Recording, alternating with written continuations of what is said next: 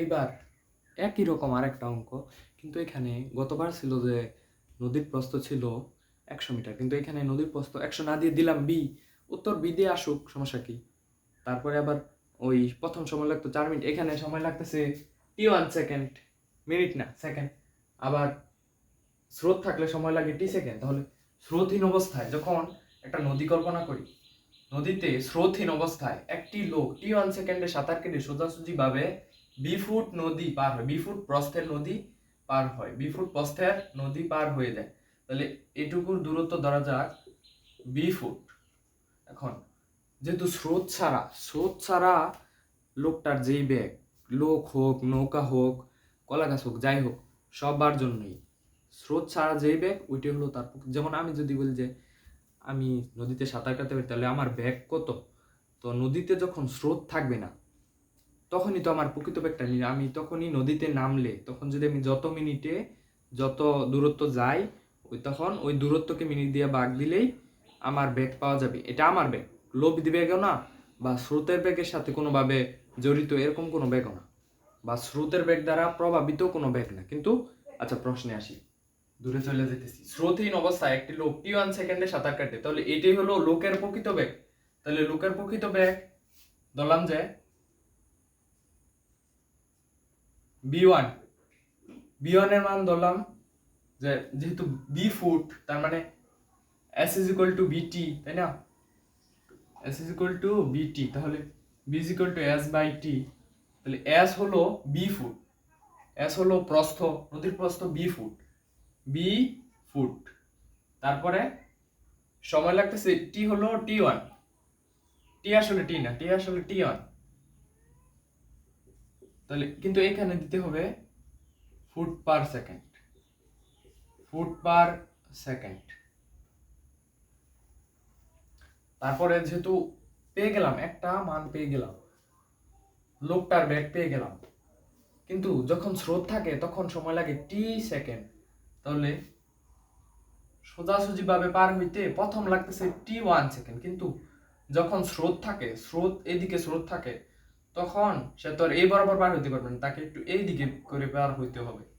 তখন আসলে তার ইয়েটা হয়ে যায় কি, ব্যাক হয়ে যায়, সময় লাগে t সেকেন্ড।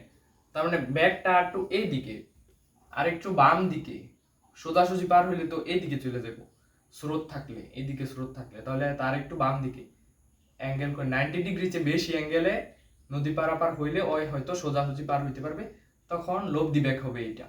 তো দড়ি লব্ধি ব্যাক বি আমরা জানি। আবার আমরা জানি, আমরা প্রতিবার একটাই জানি, এই একটা দিয়ে সবকিছু করা যাইতেছে। আমরা জানি s ইকুয়াল টু বিটি, তাহলে আবার আমরা জানি যে b is equal to B দরকার না, আমাদের তো দরকার টি। এই যে টি দেওয়া আছে, যেহেতু সময় স্রোত থাকলে সময় লাগে t সেকেন্ড, তাহলে টি হবে s ইজ ইকুয়াল টু বিটি হলে টি ইজ ইকুয়াল টু হবে s বাই বি। এস তো এস না, এস হলো বি, স্মল বি, আর নিচে হবে বি।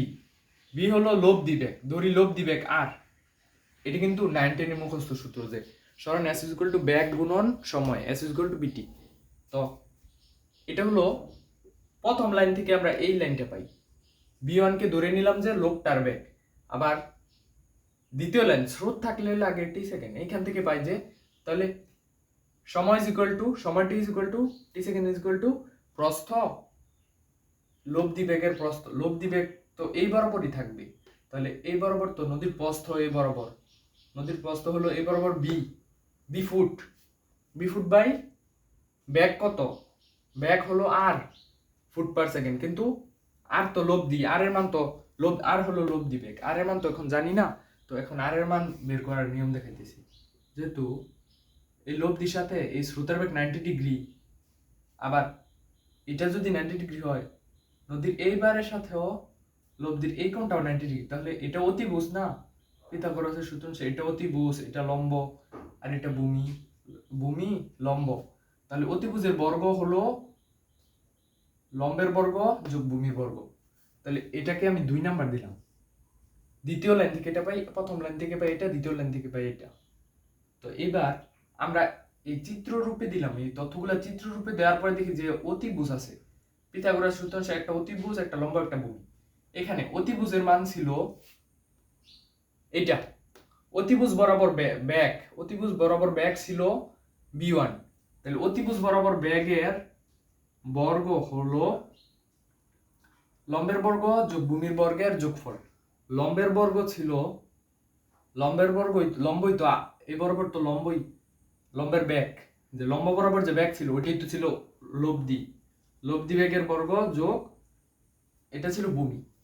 এটার মান আর এটার মান আসলে সেম, তার মানে এটা ছিল স্রোতের ব্যাগ, কিন্তু আমাদের বের করতে হবে তো স্রোতের ব্যাগ নির্ণয় করো। স্রোতের ব্যাগ ধরে নিই, স্রোতের ব্যাগ ইউ, ধরে নিই স্রোতের ব্যাগ u1, তাহলে স্রোতের ব্যাগের বর্গ। এখন আর এর মানটা আমরা কিভাবে পেতে পারি?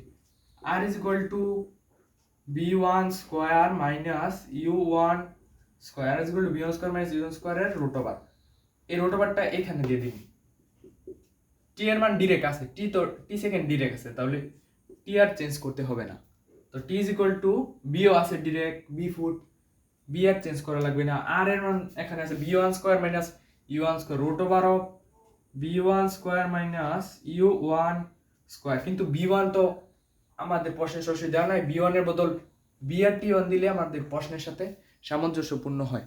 তাহলে এবার একটা কাজ করি, রুট ওভারটা এখানে নিই, b1 square minus u1 square equal to b by t। এবার b1 এর মানটা বের করতে হবে, কিন্তু u1 এর মান, তাহলে উত্তরে আসবে এরকম u1 ইজ ইকুয়াল টু এত, কিন্তু তাহলে রুট ওভারটা উঠাইতে হবে, আর অনেকটি কাজ আছে, অনেকটি না, কম কাজই, অল্প কাজই হয়ে যাবে।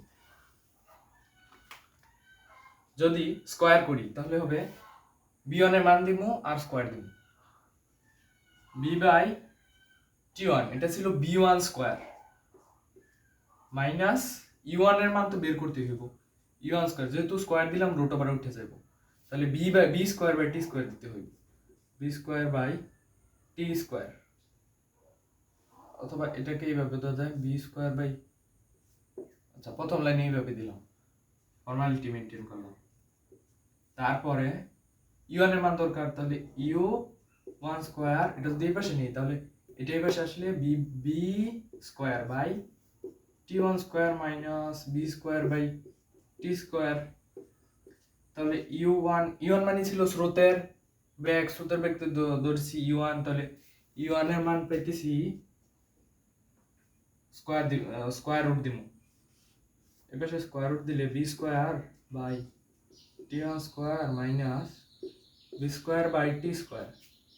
তাহলে অতএব u1 যদি b স্কয়ার কমন নিই তাহলে b স্কয়ারের উপরে স্কয়ার রুট থাকলে হয়ে যাবে b আর ভিতরে স্কয়ার রুটের ভিতর পড়ে থাকবে 1 by t1 square minus 1 by t2 square. তাহলে সোতার ব্যাগ ধরছিলাম u1, এই তো u1 পাওয়া গেল।